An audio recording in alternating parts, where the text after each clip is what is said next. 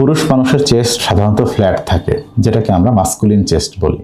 তবে কিছু কিছু ক্ষেত্রে কিছু কিছু রোগীর দেখা যায় যে পুরুষের যে স্তন আছে সেটা বৃদ্ধি পেতে থাকে। তো এই যে কন্ডিশন, এই কন্ডিশনটাকে আমরা গাইনোকোম্যাসিয়া বলে থাকি।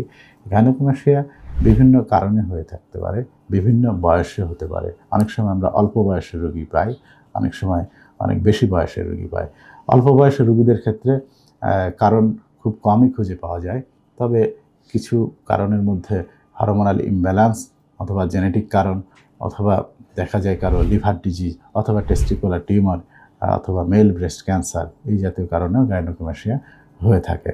এছাড়াও এই কারণ নির্ধারণের পরে আমরা চিকিৎসার ব্যাপারে সিদ্ধান্ত নিই। যদি দেখা যায় কোনো একটা কারণ পাওয়া গেছে, বিশেষ করে কোনো ওষুধের সাইড এফেক্টের কারণে হয়, তাহলে সেই ওষুধটা আমরা অনেক সময় বন্ধ করে দিই অথবা পরিবর্তন করে দিই।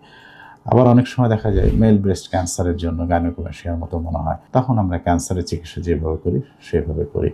আমরা যখন কোনো কারণ খুঁজে পাই না, তখন আমরা যদি সেটা 1 বছরের বেশি সময় ধরে হয়, তখন অপারেশনের জন্য বলে থাকি বা অপারেশন করে থাকি। আমরা অপারেশনের যে পদ্ধতিগুলোর মধ্যে করি তার মধ্যে একটি হচ্ছে লাইপোসাকশন, গ্ল্যান্ডুলার এক্সিশন, একটা ছোট্ট ইনসিশন দিই আমরা, যে নিপল অ্যারিওলা কমপ্লেক্স আছে বা বাদামি অংশ আছে, এই বাদামি অংশ মার্জিন বরাবর ইনসিশন দিয়ে আমরা এই গ্ল্যান্ডুলার পোর্শনটা বের করে নিয়ে আসি।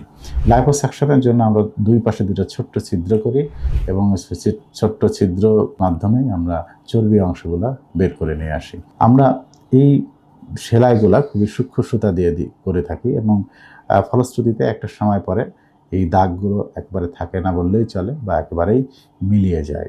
অপারেশন পরবর্তীতে কিছু উপদেশ মানতে হয়। উপদেশের মধ্যে আমরা 6 সপ্তাহ প্রেসার গার্মেন্টস ব্যবহারের কথা বলে থাকি এবং 2 সপ্তাহ ভারী কাজ না করতে বলি।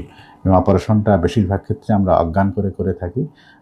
কখনো কখনো খুব যদি ছোট হয়, সেক্ষেত্রে আমরা লোকাল অ্যানেস্থেসিয়া দিয়ে করে থাকি এবং হসপিটাল স্টে সাধারণত 1 দিন বা 2 দিনের বেশি দরকার হয় না। সাধারণত যেদিন অপারেশন করি তার পরের দিনই রোগীদেরটা বাড়ি ফিরে যেতে পারে। অপারেশনের পরবর্তীতে তার যে একটা অস্বস্তিকর ভাব ছিল ব্রেস্ট এনলার্জমেন্টের কারণে, এটা থাকে না। সুতরাং অপারেশনের পর সে অনেকটা স্বস্তি ফিরে পায়, সে আত্মবিশ্বাসও ফিরে পায়।